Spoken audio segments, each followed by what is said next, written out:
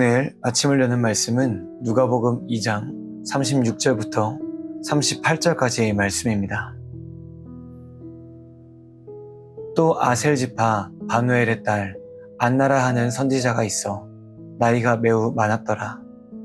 그가 결혼한 후 7해 동안 남편과 함께 살다가 과부가 되고 84세가 되었더라.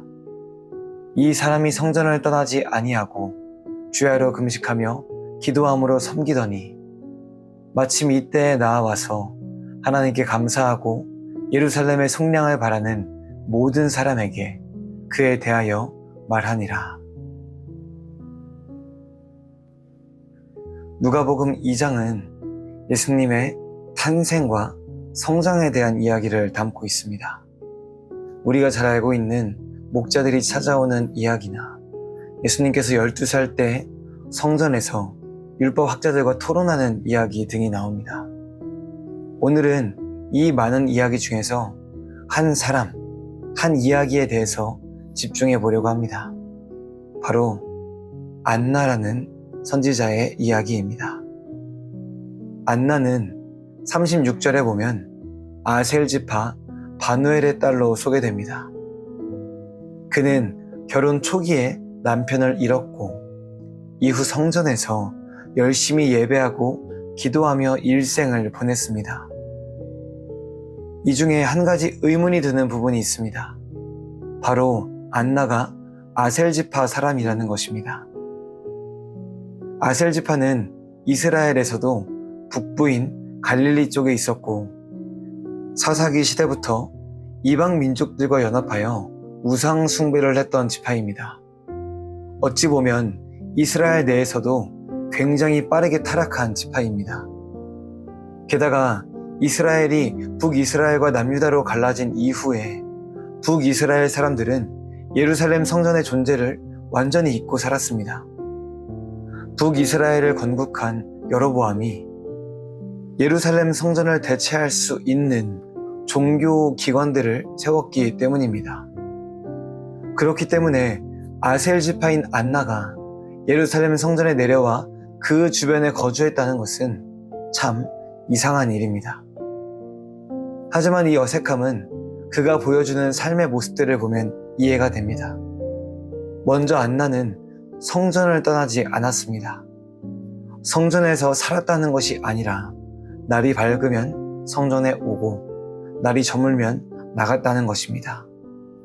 그가 성전에서 한 것은 금식하고 기도하는 것이었습니다. 남편이 죽은 후에 남은 일생을 하나님을 사랑하고 섬기는 것으로 채워갔다는 것입니다.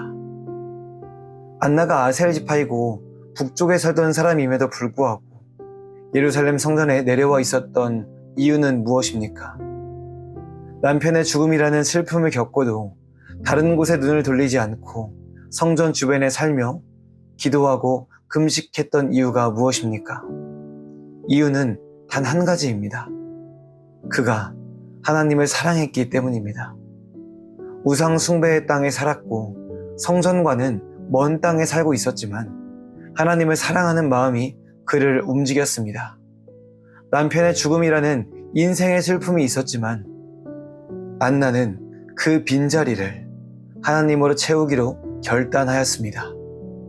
안나는 진실로 하나님을 사랑하는 사람이었습니다. 38절은 이렇게 말합니다.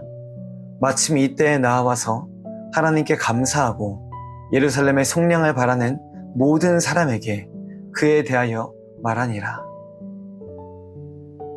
평생 하나님을 사랑했던 안나는 깊은 신앙의 눈을 통해 예수님을 알아볼 수 있었습니다.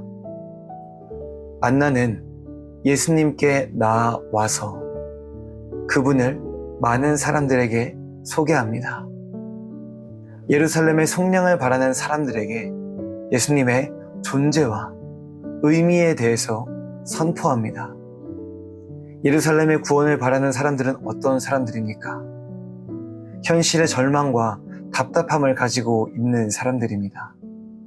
안나는 절망과 답답함의 시대가 끝나고 예수 그리스도라는 희망이 왔음을 선포한 것입니다. 하나님을 사랑했던 안나는 예수 그리스도의 사역을 예비하는 사람으로 쓰임 받게 되었습니다. 사랑하는 성도 여러분, 우리도 이 안나의 신앙을 가슴에 깊이 새겨야 하겠습니다. 인생의 슬픔 앞에서 하나님을 사랑하고 절망 가운데서도 주님을 바라보는 신앙으로 매일을 살아가야 하겠습니다. 그리고 나의 삶을 다해 예수님만이 이 땅의 희망이심을 고백하는 성도가 되어야 하겠습니다. 시대는 여전히 절망이 가득합니다. 예수님의 시대나 우리의 시대나 불평과 불만, 분열과 다툼이 가득합니다. 우리가 하나님을 사랑하는 사람으로서 하늘의 평화와 기쁨을 알리는 자가 되기를 소망합니다. 우리가 하나님을 온전히 사랑할 때 하나님은 우리를 평화의 도구로 사용하실 것입니다. 이 거룩한 복이 여러분 가운데 가득하시기를 주님의 이름으로 간절히 소망합니다.